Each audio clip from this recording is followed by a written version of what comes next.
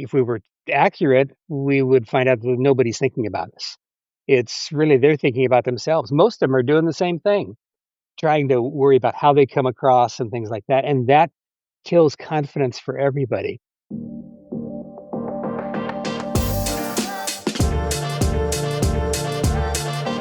Welcome back. We're going to learn how to read a room today. How fun is that?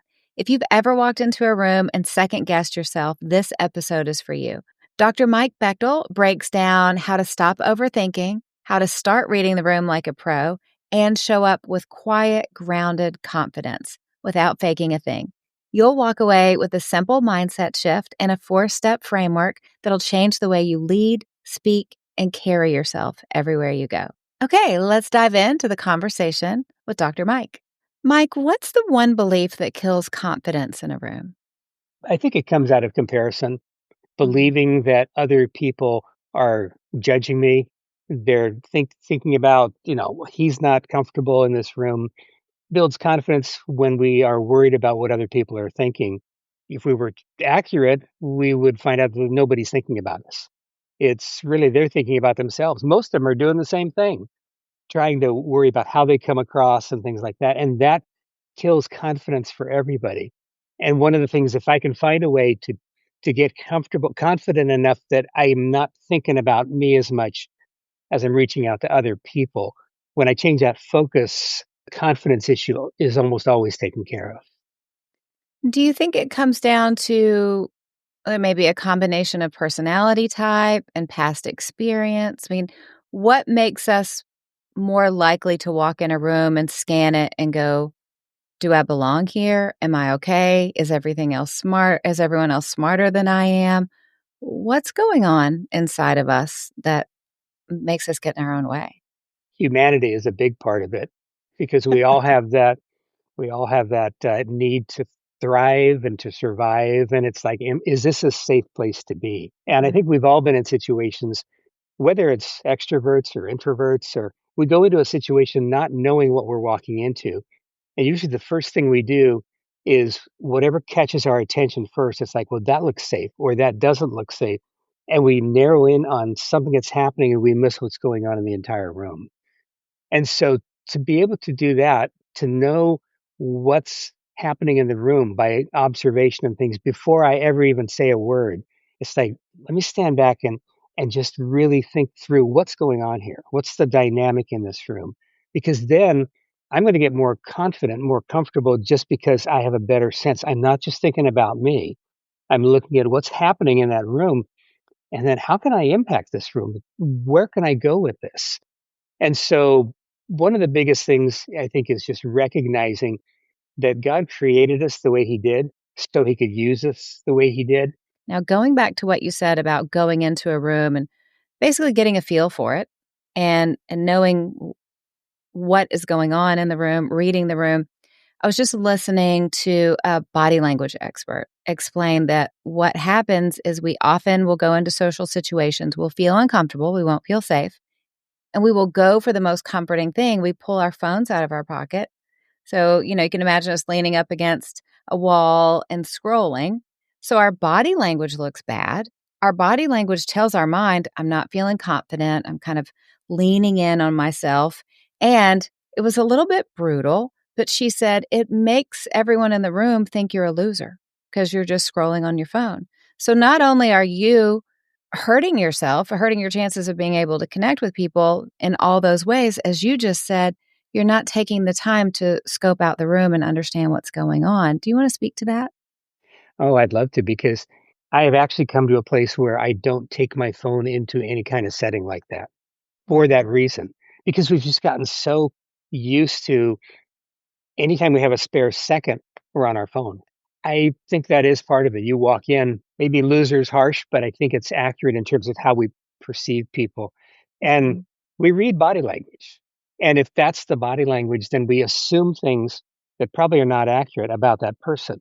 We're assuming that because they're doing that, because of their posture and they're staying away, they don't want to be approached, which is interesting Mm. because they probably are doing it because they don't want to be by themselves, but they're too uncomfortable. They don't know how to reach out. And I have found that one of the best things I've learned to do in that setting is kind of look for those people and I'll walk up to them. And we always think, but what if they don't want to talk to me? What if I'm not interesting to them? And it's like, no, you just rescued them.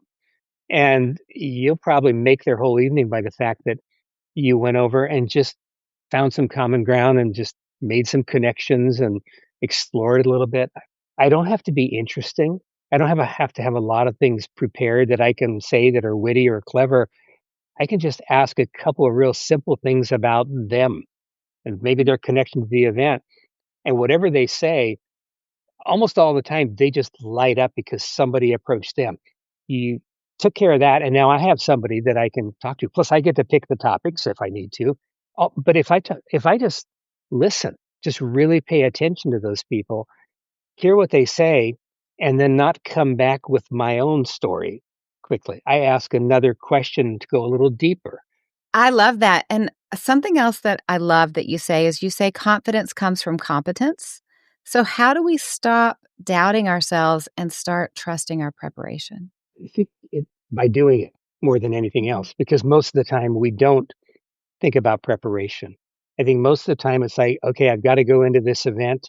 I've got to just talk and present whatever I'm doing, and most of the time I don't think about who I'm going to talk to or who's going to be there or what the setting is or what the environment is. That's why observation is probably the missing link in a lot of things Mm. because we go in and immediately try to connect with somebody so there's a comfort zone. But I try to stay moving so that I don't stop. If somebody says, "Hey, come join us," I'll say, "Okay, I'll be back," and I keep going, and I just walk because I want to do that with the idea of I want to see what's happening. I want to see who's with who. I want to see the body language thing. Where do we feel confident from doing that? I think it's simply by making it intentional. So any setting I go into, I just want to know what's going on. I can pretty much tell you everything that's on your bookshelf behind you because when I first hopped, actually, I think I did it because I've listened to some of your other ones occasionally. And Mhm. you got a great background. I know you're a Disney fan, and just the different things that you have. It doesn't take long to pick up a few things, and it tells me something about your temperament, your personality, just what's interesting to you before we ever say a word. If I could do little stuff This like is that, fascinating. Okay, give me a few things that you can tell about me just from reading my room. well, it comes out of part of it's your microphone is it's Mhm. a cool looking microphone. And it's not the standard Blue Yeti or the ones people have. Most people have Mhm. black microphones. I thought, okay, you have style. It's important to you. Your lighting is really good. So as soon as you appear on the screen, it's like, okay, she's professional. She wants to do this right. The way you speak, it's very warm. It's measured. I mean, you measure your words much more than I am able to measure mine because it's a difference in temperament. But then seeing the background, it's Yeah. fun. I thought, okay, here's a fun person that feels like we could sit down and have coffee together and just have a really nice time. Not trying to impress each other. Just it makes you feel real. I think that's probably Mm. some of the stuff that I've picked up. I love that. Well, I would say that all those things are very accurate. So it's great that A, you have the talent to do that, but B, I am projecting myself in an authentic way. So when people are reading what I'm putting off, it actually fits me.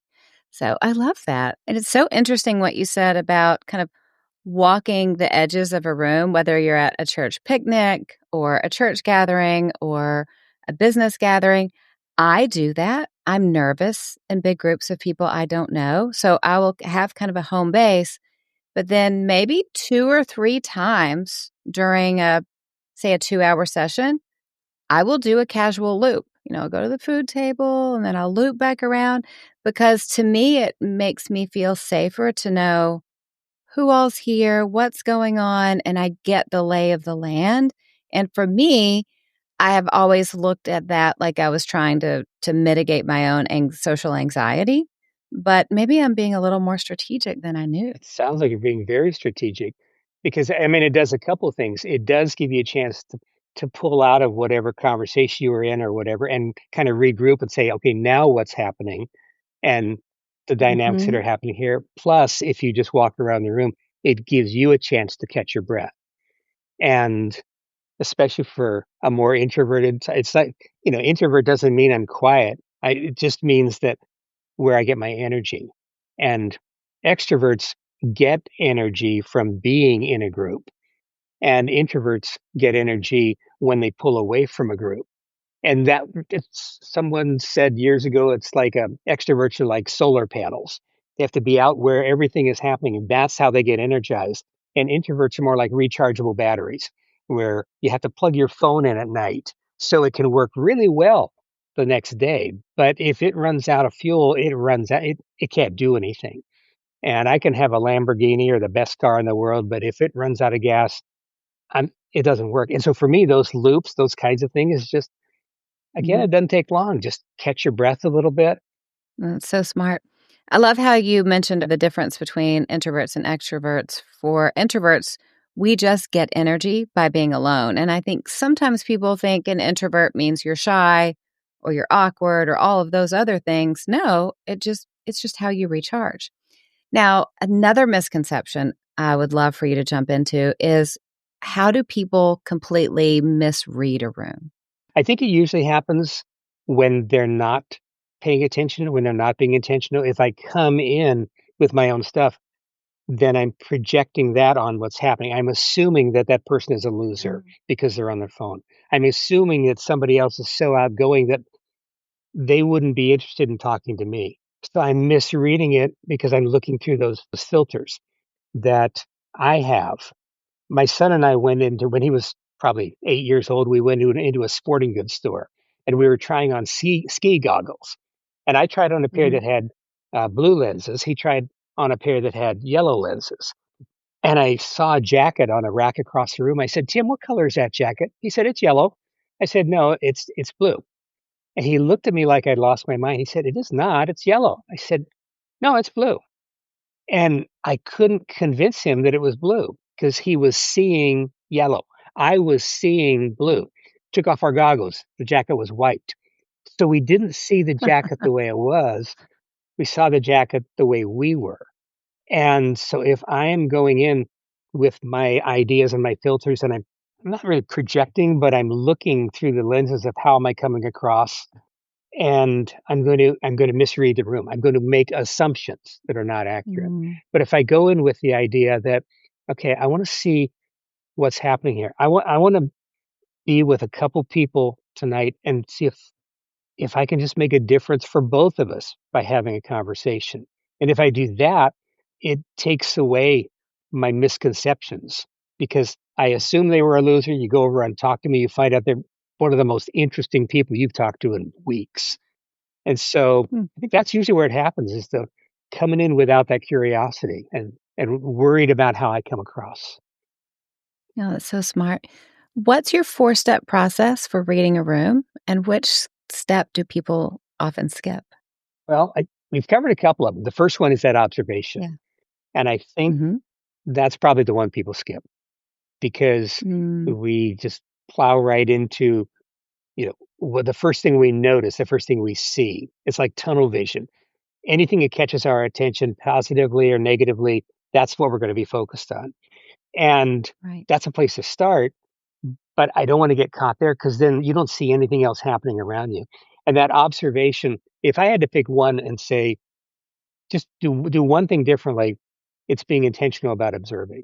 Sometimes I'll do it from outside the room, where before somebody opens the door and walks in, I'll watch. It's amazing how many times you see somebody come in and you can tell they're stressed, and they're not smiling. They're just like, and they open the door, and as they grab the handle, they go, and they smile, big smile. As they open the door and they walk in, it's like, okay, I got to go in and act like an extrovert or whatever it happens to be. So I'd say that's the one people ignore the most. The second step is Mm. to engage. And that means Mhm. I'm conversing with people with purpose and with curiosity. And curiosity is a decision that I have to remind myself. But it's like, no, just find out. My dad took a sales course back in the 50s. They gave him little booklets. Every week he got a different booklet. And I still have some of them. One of them, it was a little booklet. It was called How to Get a College Education Every 6 Months. And the whole premise of the book was that every person you talk to knows something that you don't. And if you can approach that person with the idea of saying, I want to find out what that is. I want to find something from their experience that I don't know that they do. And he said, you do that for 6 months, you're going to probably have more practical knowledge and wisdom than if you went to college for a whole. Now, I don't know that that's accurate, but that's the idea of I'm engaging with intent, with a purpose to not perform but to observe and to be curious and just to listen. So it's that kind of engagement. It's real engagement. Once I have started engaging with people and I do that for the rest of the event or afterwards, the third step is to plan your approach. And that's just simply deciding for me and my personality and my temperament, what is the best approach I can have going into any situation? Because different people can do it different ways. When I plan my approach, it's using my gifts. It's using what I've learned is my sweet spot in there. And the last one is just simply executing the strategy. Once I've done that, and all of this doesn't take much time. And that's why there are other books on how to read a room and they stop at body language. And so when you get down to that point, it's like, okay, now I know what's going on. I can be comfortable. I know what to say. I know how to present myself. And so it puts it in a position where it almost feels a little narcissistic. It's like, okay, I read the book and now I know how to be comfortable. So I am okay. It's like, well, good. But maybe the purpose of being okay is to make a difference, to make an impact in some way in the room, to lead the room, to serve the room, and make people better because you were there with them. Absolutely. I couldn't agree more. So, talking about going into a room and reading it, what's a subtle sign that the energy is off in a room? And then, secondary to that, what do you do if you go into a room and the energy feels so off? The subtle things with body language, where the conversation is. I look at who's smiling with their eyes because Mm. everybody smiles in those settings because you're supposed to. You walk in, but real smiles crinkle your little things that you don't want to have, those little wrinkles, Mhm. because it's a real connection. You can't really fake that well, but just watching people's eyes, they say it's the window to the soul, but I think giving people real eye contact is like an emotional handshake. You're making that thing. So I'll look for that. Are people actually looking at each other, or are they doing other stuff? They're kind of distracted or not paying attention. I got so far off on that. What was the second half of your question? If we know that the energy's off, or say you're talking to someone and their feet are turned to the door, which is just a huge sign, but you know the energy's off and you don't know if you can salvage this, what do you do?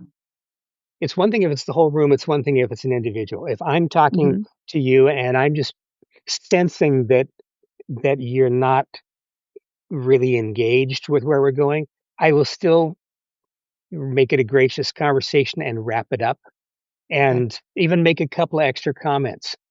I'll make a comment on something you said. That's usually the way to pull it back if you want to do that, because if you say something and then most people they volley back and forth. I'll say what I'm thinking, then you say what you're thinking. Oh, and while you're talking, I'm thinking of what I want to say next, and so I'll bring that up, and it keeps going back and forth, and nobody's really listening. We're just presenting. But if I listen to you, take something you said and just ask a question about it, which means I've just gone one level deeper, Mm. then you know I was listening. And a lot of times that's all it takes to pull somebody back in. It sounds like to be memorable, even in a crowded room, we focus in on people and we ask wise questions. What else can we do? One of the things that's a little bit different is if I talk to you and I learn some things about who you are, and then I go talk to somebody else and I'm doing the same thing with them, and I find a point, a common ground point that both of you have, I'll introduce you. to each other. I'll say, Oh. I'll say, say, come here. I want you to meet so and so because you said you grew up in the military in this area, and I just talked to so and so, and they grew up in the military, and it was actually in the same area. I just wonder if you've had any kind of connections, or and I look for stuff like that. You become a matchmaker, and so not only did you have a nice conversation with them and they felt better, but you introduced them to somebody else and it was safe. They didn't have to go approach them or wonder how am I coming across. It's like no, you made it happen for them, and then they can explore together. I mean, it's a real simple thing, but it's a fun role to have. Is just be the person who makes connections in that way. Mm, I love that. Now let's shift to online meetings, online gatherings, Zoom calls. How can we make sure that we're coming across well on Zoom calls and we can get our point across? I think for a lot of people, especially in group settings when it's all virtual, many women especially can feel like their voices are overlooked or their ideas are overlooked. What are some clues you can give us about that? The dynamic has always been there and still is that there's a lot of people that they're the ones that talk. You can almost look at a screen with 40 people on it and you know who's going to be running the conversation. Hmm. And the risk is for the rest of us is if they're the ones talking, there's an assumption that that's what the group thinks. When there's all these other people who probably are having a lot of deeper thoughts or contrary thoughts, or even would like to compliment somebody on what they said and add to that. But it's so hard to get your voice heard when people just jump in and somebody else jumps in and somebody else. That's not comfortable for probably most people. Is how do I get heard in that kind of a setting? Because I want to be a team player. I don't want to pretend.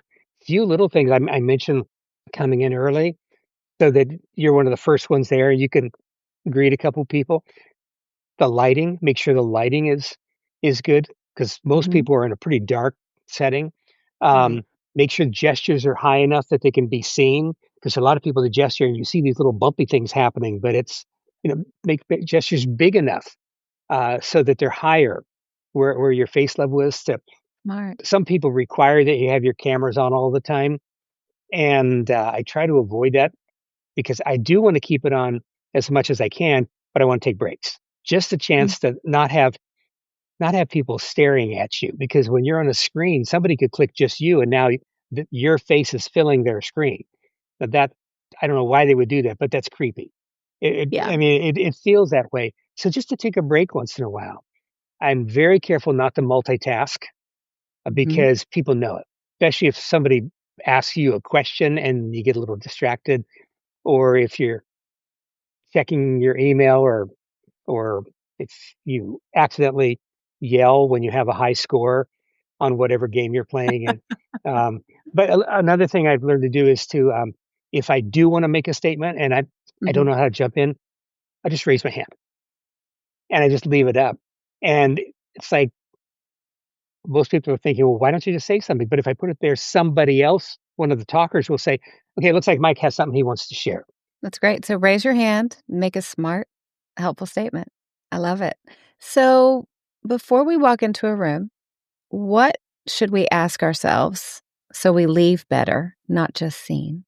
I think it's having a sense of purpose Mm. that before I go into the room, it's like, this is not an accident. And I can say, God has me here for this moment, but I think it's even more than that. It's like, uh, there's a reason. If I don't have something that is going to be different because I'm here, I probably shouldn't be in that meeting. If I don't have anything to contribute, if it doesn't relate to me, or if there's no sense of why am I here? What can I do? And there's something about not having feeling like we have to impress people. It's Mhm. just love on them and just care for people and listen and all the things that go along with that. And it sounds like everything else in life, you just gotta get your reps in, and then you'll feel comfortable and confident. So, there's no way through it but to do it. And the first part, the observing and getting Mhm. to the place where you actually can be thinking about others instead of you, it doesn't take a lot of reps. That part is Mm. surprisingly easy to learn and I think for anybody. That's because great to if I can hear. get my focus off of here and over there intentionally, and then you start every room is a place to explore and just see what's going on. That one, the reps come from what you do after you've been, practicing it and figure it out, but it doesn't take long. And it's just most people skip observing. Yeah. We just have to make ourselves observe. Is there anything else that is really important about this topic that we haven't discussed yet? I think we've hit on it, but the idea that anybody can do this. Mm. I think a lot of people feel like I am just not good in that kind of a setting, and I will never be good in that kind of a setting. And it's like, no, it's a learnable skill, and especially the observing part and the listening part, how to listen with intention, how to maintain eye contact no matter what. If the plant in the corner of the room catches on fire, I want to keep my eye contact if I can, because it says, you know what, you're more important right now at this moment than anything else that's happening in this room. Like, I worked for Dr. Stephen Covey for years, and he was that way. And if you talk to him, you never felt like he was looking anywhere else. It's like he was engaged with you in that moment. It's so easy to make a difference with people if it's genuine, if we really care to be able to do those kinds of things. I do appreciate how you take it deeper than the normal body language book that just shows you how to be comfortable, but you are showing people how to serve. And I love that. Okay, some fun questions for you. First one, what's your Enneagram number? I am a 9 with a 1 wing. That makes perfect sense. Of course, a 9. I learned that when the first time I came to Tennessee. I used to go to Franklin about once Mhm. every 3 months. I was in a group, and we would meet, and they told me, "Before you come, you have to find out your Enneagram number. They won't let you into the state without it." That is true, especially Nashville city limits. It's Yeah. it's not gonna happen.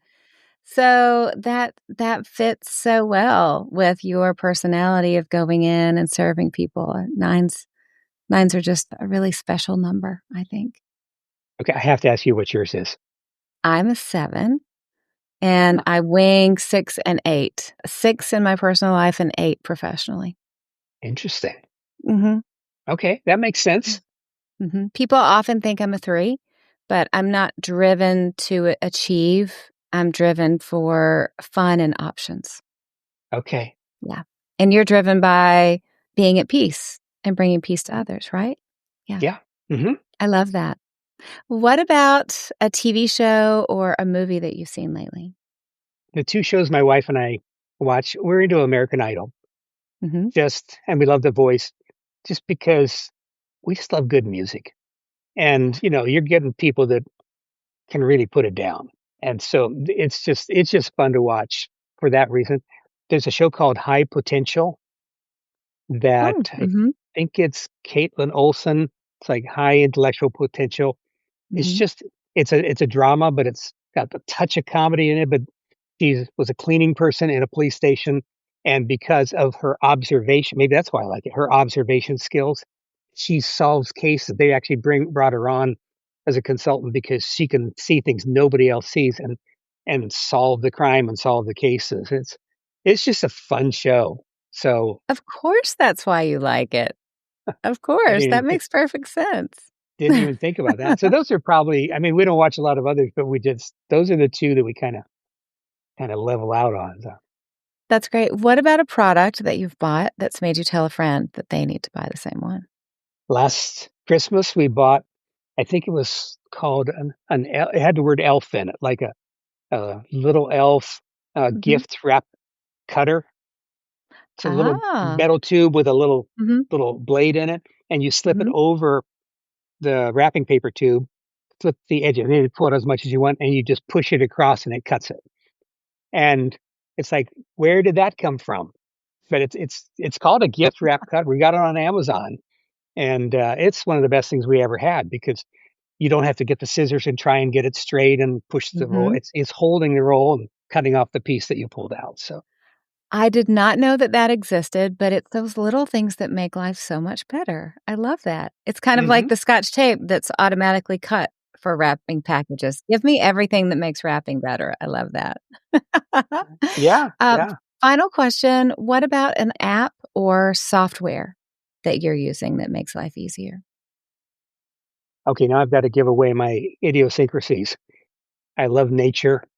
Mhm. I love birds, plants, trees. So I have an app called Picture This, which is the one you take pictures of the leaf of your Mm, tree, and then it tells you what kind of tree it is, how healthy it is. And I use the free version of it because that gives me what I need to know. It's tricky because the first screen comes up in black letters on a black screen. It says cancel at the corner, and you have to click that to get out of that. And then you can use the free one mhm. because it's trying to sell you the program. The other is called Merlin Bird ID, where it just picks up sounds, and I can hold it. It records all the bird sounds happening around you, and it tells you what's around, what kind of birds are around you that you're listening to. So I it's love just that. fun. You're the second person recently who's mentioned Berlin to me. So, yeah, it reminded me that I still haven't downloaded it and I need to download it. Well, I there you did go. research years ago for a project about happiness, and there was a huge study done in the UK of all the activities that make us feel happy. You may be familiar with this already. And bird watching was at the top. And I thought, bird watching, it really does sneak up on you. It does make you so much Oh happier. yeah. Well, I don't want to be the old guy in the plaid shorts and the Congo hat or something that's with his binoculars out in the park. But I have a 17-year-old granddaughter whose best friend lives in Franklin, and so she goes and visits her during the summer. And I usually, on one of my trips there, she and I will take a couple mornings early and go around Lake Radnor and Hmm. just to listen, and we'll look at the otters and the bald eagles and everything else. And it's like, yeah, I can get in. Both of us get into birds. So Hey, it is scientifically proven to make you happier, and I'm all for that. Thank you so much for coming on the show. Tell us where we can find you. easiest place is just my website, my name, which is mikebechtel.com. And it's no dot in the middle or anything. Just Mhm. Mikebechtle. Usually it's spelled backwards, but I mean I'm on Amazon and all the other different places, but that's probably the hub to find things. That's great. Well, thanks again for coming on the show. This is so fun. I sure appreciate the opportunity. How great was that? I love this episode. I love how practical it is. He is an expert with decades of experience. How crazy is it that we get to learn from people like this? And they're so gracious with their knowledge to be able to help us succeed in business and life, but also how to serve other people well. To enter to win one of Dr. Mike's books, tag me on Instagram, share it in your stories.